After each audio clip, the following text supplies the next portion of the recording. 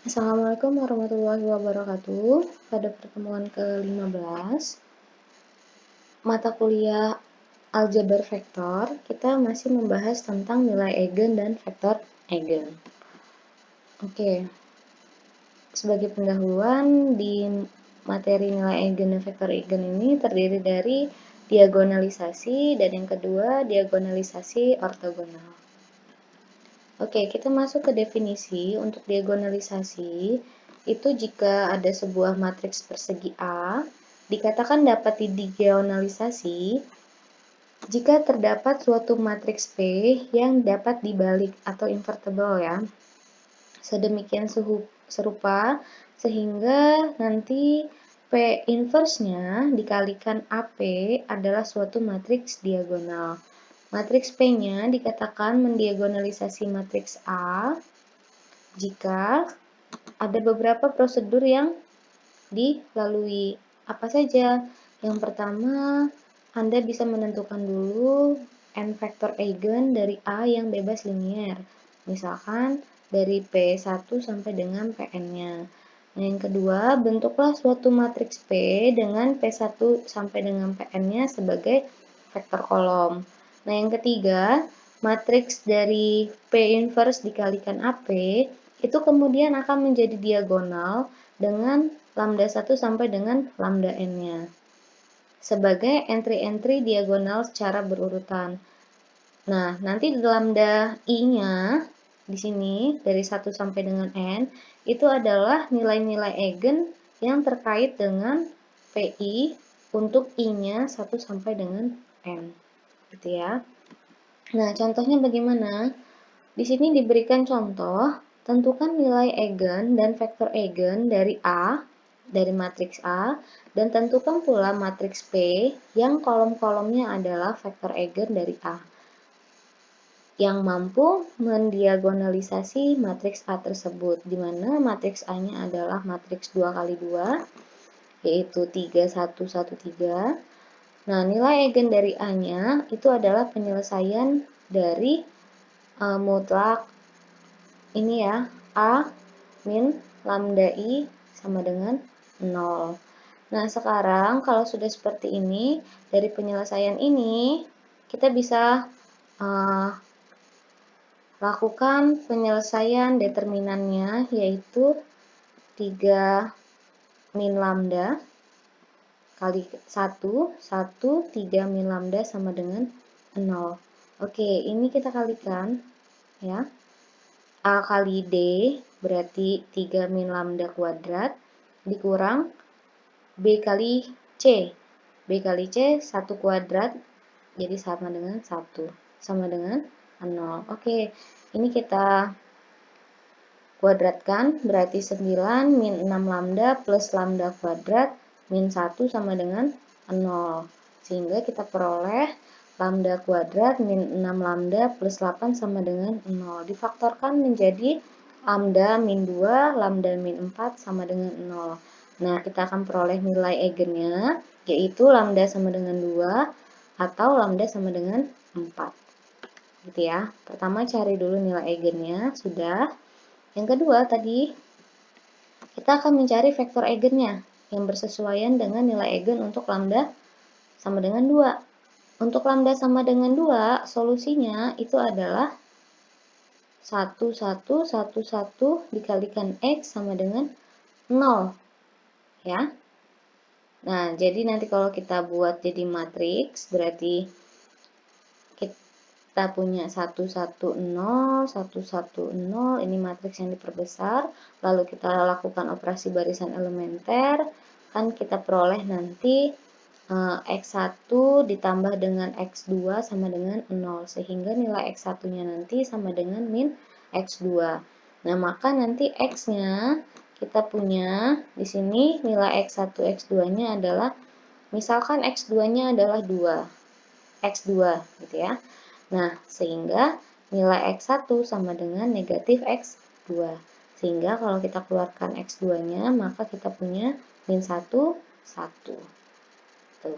Nah, jadi vektor eigennya yang sesuai dengan nilai eigen lambda sama dengan 2 itu adalah min 1, 1. Nah, sekarang untuk nilai eigen yang 4. Jadi lambda sama dengan 4. Maka kita punya min 1, 1, 1, min 1, 0, 0 gitu ya.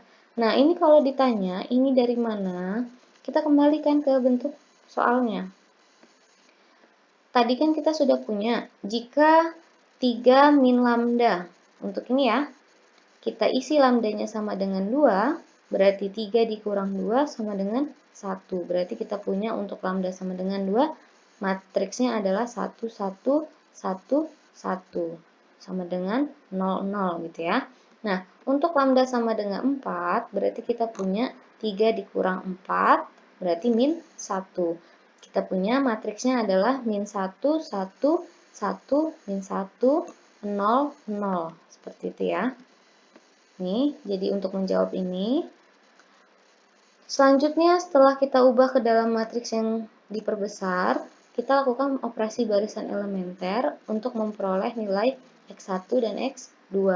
Oke, kita sudah melakukan operasi barisan elementer dan diperoleh nilai X1-nya. Di sini negatif min X1 ditambah X2 sama dengan 0. Sehingga kalau kita buat jadi min X1 sama dengan min X2, sehingga X1-nya sama dengan X2. Nah, maka nilai X-nya nanti, untuk nilai X1 dan X2 itu sama dengan, misalkan nanti X2-nya adalah X2. Jadi kita punya X2 adalah X2, sedangkan X1-nya sama dengan X2. Sehingga kalau dikeluarkan X2 menjadi 1, 1.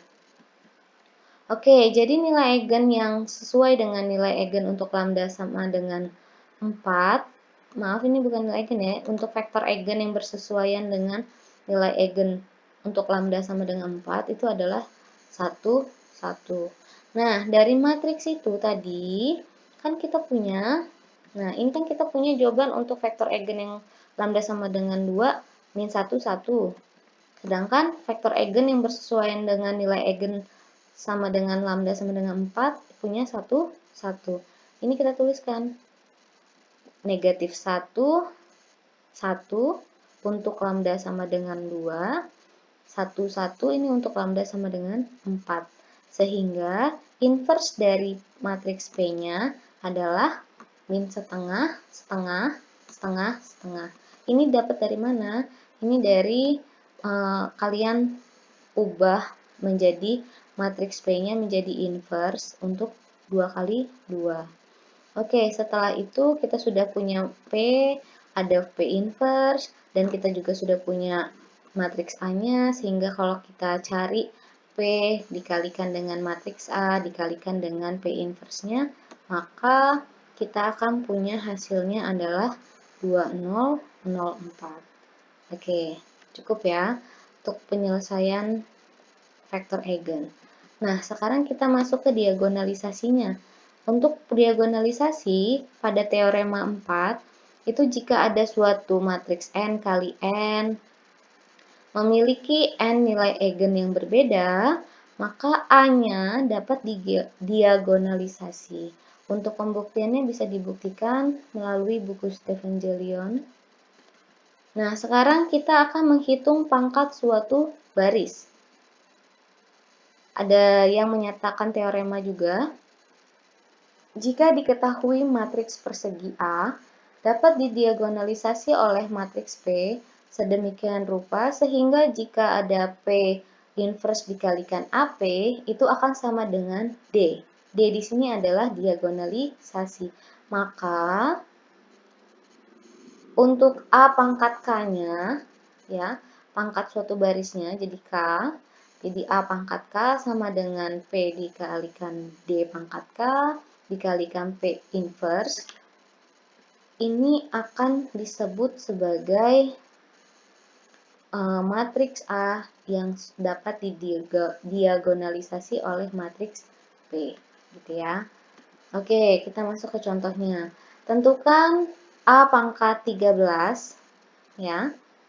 Jadi, jika matriks A-nya adalah matriks 3 kali 3. Nah, matriks A-nya yang ini itu bisa didiagonalisasi oleh matriks P-nya. Yaitu matriks 3 kali 3-nya juga. Ya. Dan berarti perhitungan dari ini nanti P-nya diinverskan terlebih dahulu. Setelah itu nanti kita peroleh nilai P inverse dikalikan matriks A dikalikan matriks ini dari matriks P-nya itu sama dengan ini.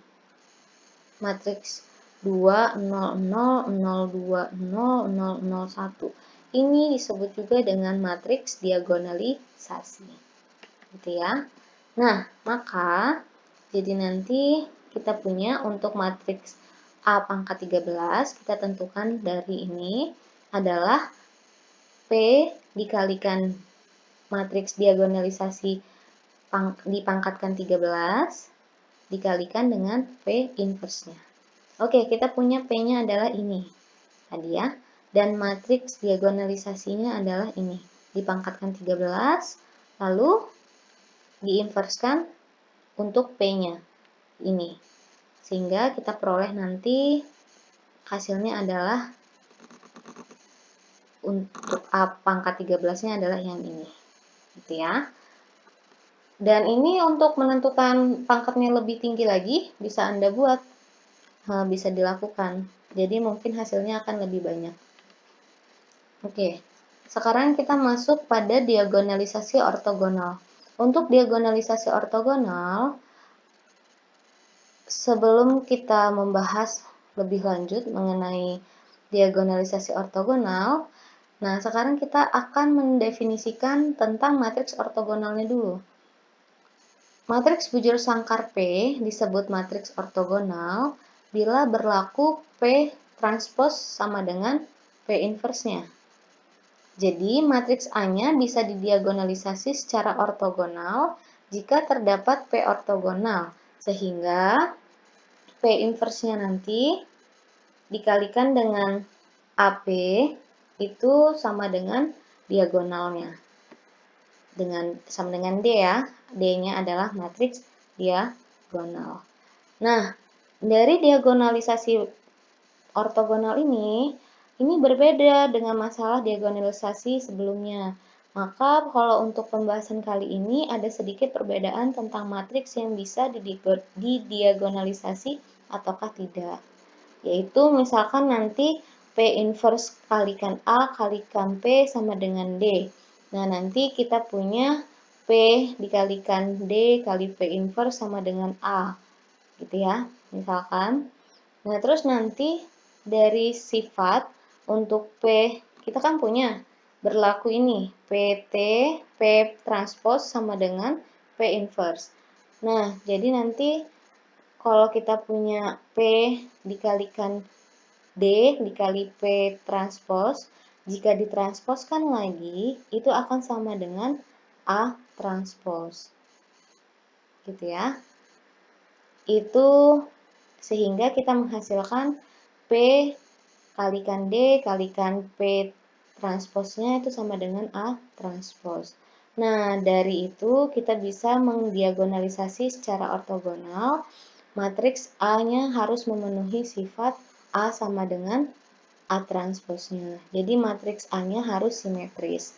Nah, bila A-nya simetris, jadi untuk menentukan matriks P-nya yang mendiagonalis secara ortogonal, cara menentukan matriks P-nya pada diagonalisasi ortogonal ini sebenarnya hampir sama dengan penentuan P pada diagonalisasi sebelumnya, yaitu didasarkan pada basis ruang eigen yang telah diperoleh sebelumnya. Nah, misalkan di sini kita punya vektor x1 sampai dengan vektor xn yang merupakan basis ruang eigen yang bersesuaian dengan nilai eigen dari lambda 1 sampai lambda n. Kemudian nanti ada vektor u1 sampai dengan vektor un, itu juga merupakan himpunan ortonormal dari transformasi dari vektor x1 sampai dengan vektor xn. Itu untuk hasil kali dalam Euclid ya. Maka matriks yang mendiagonalisasi secara ortogonalnya nanti kita punya P-nya sama dengan vektor U1 sampai dengan vektor UN. Sedangkan matriks diagonalnya D itu akan sama dengan matriks diagonal D pada bahasan diagonalisasi sebelumnya. Jadi untuk peletakan nilai eigennya, jadi D sama dengan matriks dengan peletakan nilai eigennya sebagai diagonal utama. Sedangkan elemen lainnya adalah 0, gitu ya.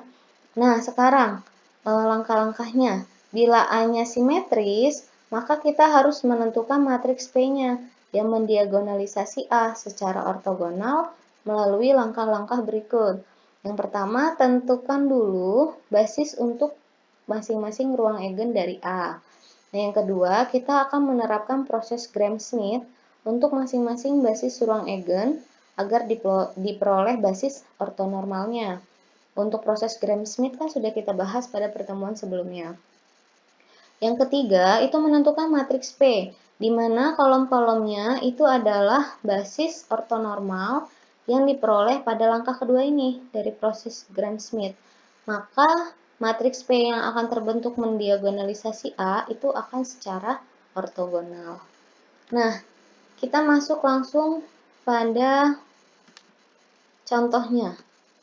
Nah, tentukan matriks P yang ortogonal dan mendiagonalisasi A secara ortogonal. Dengan matriks A-nya adalah 3 kali 3. Sekarang yang pertama kita akan menentukan dulu nilai eigen-eigennya. Kita pecah dulu dari persamaan karakteristik A-nya adalah kita cari determinan dari lambda I dikurang A. Berarti lambda dikalikan identitas. Identitas untuk 3 kali 3 berarti kita punya apa?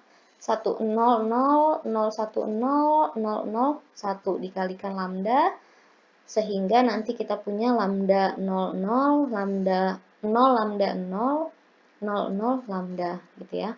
Dikurangi dengan vektor A, sehingga menghasilkan nilai ini. Untuk determinan lambda min 4, min 2, min 2. Min 2, lambda min 4, min 2. Min lambda, min 2, lambda min 4. Gitu ya. Ini bukan min lambda ya, ini min 2 ya. Min 2, min 2, lambda min 4. Oke, nanti kita punya determinannya, otomatis kita punya determinannya ini adalah lambda min 4 kuadrat dikalikan dengan lambda min 8, gitu ya, sama dengan nanti hasilnya 8. Ini untuk determinannya silahkan dicari, nanti bentuknya seperti apa, nanti diperoleh hasilnya adalah 8. Jadi nilai eigen dari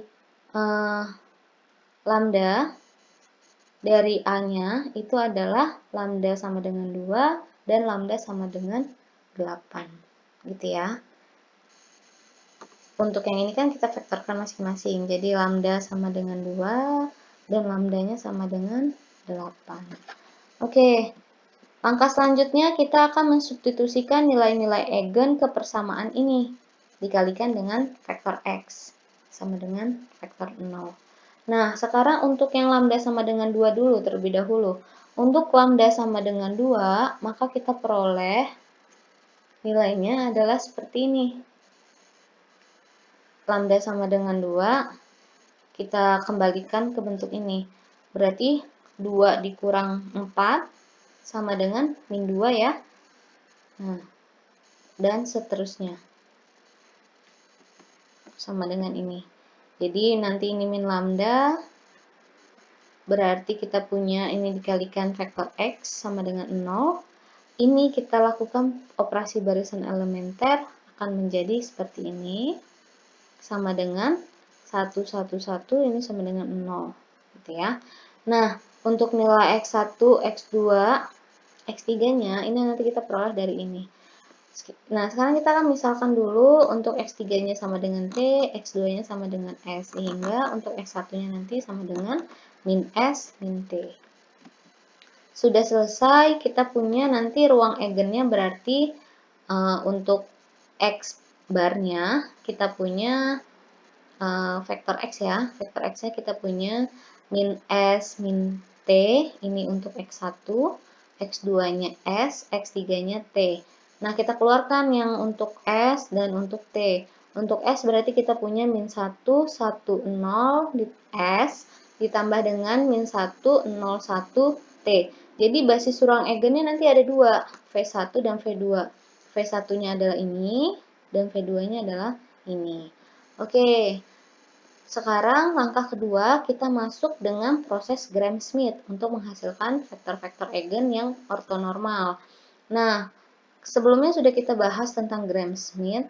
Jadi kalau ada vektor W1 itu akan sama dengan vektor V1 dibagi dengan panjang dari vektor V1.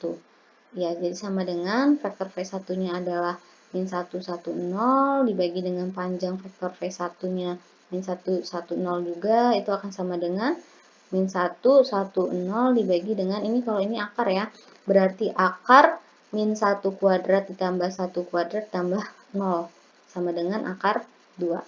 Ini akar setengah 1 per akar 2 dikalikan dengan vektor V1 itu akan menghasilkan ini. Oke, kita sudah peroleh untuk vektor W1-nya. Sekarang kita masuk pada vektor W2-nya. Untuk vektor W2 berarti kita punya vektor V2 itu dikurangkan untuk hasil kali V2 dikali W1 dikalikan lagi dengan vektor W1 dibagi dengan panjang vektornya. Nah, sekarang kita punya hasilnya berarti untuk V2-nya adalah ini. Untuk perkalian dari V2 kali W1 adalah ini. Ya, dan vektor W1-nya adalah ini. Sehingga untuk dibagi dengan panjang dari ini.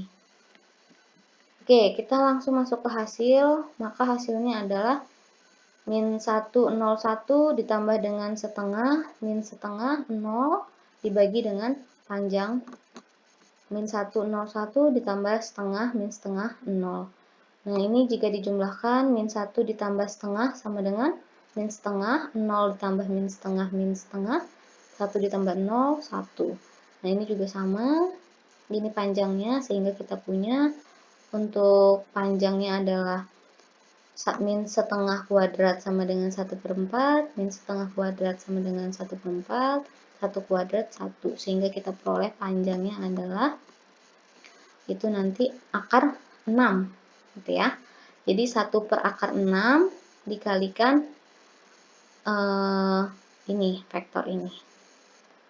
Oke, kita peroleh nanti hasilnya sama dengan min 1 per akar 6, min 1 per akar 6, 2 per akar 6.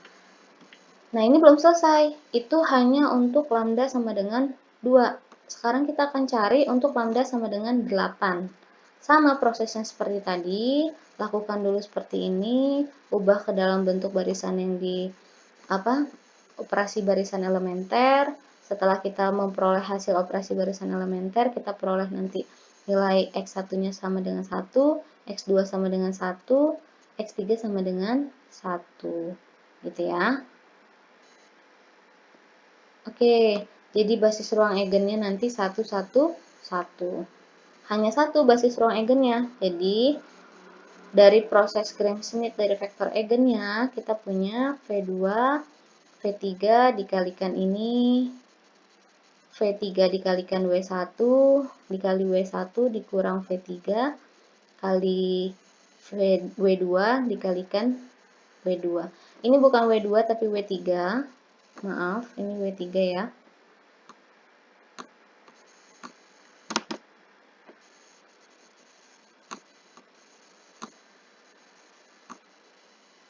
Nah, selanjutnya nanti kita peroleh hasil dari W2-nya adalah 1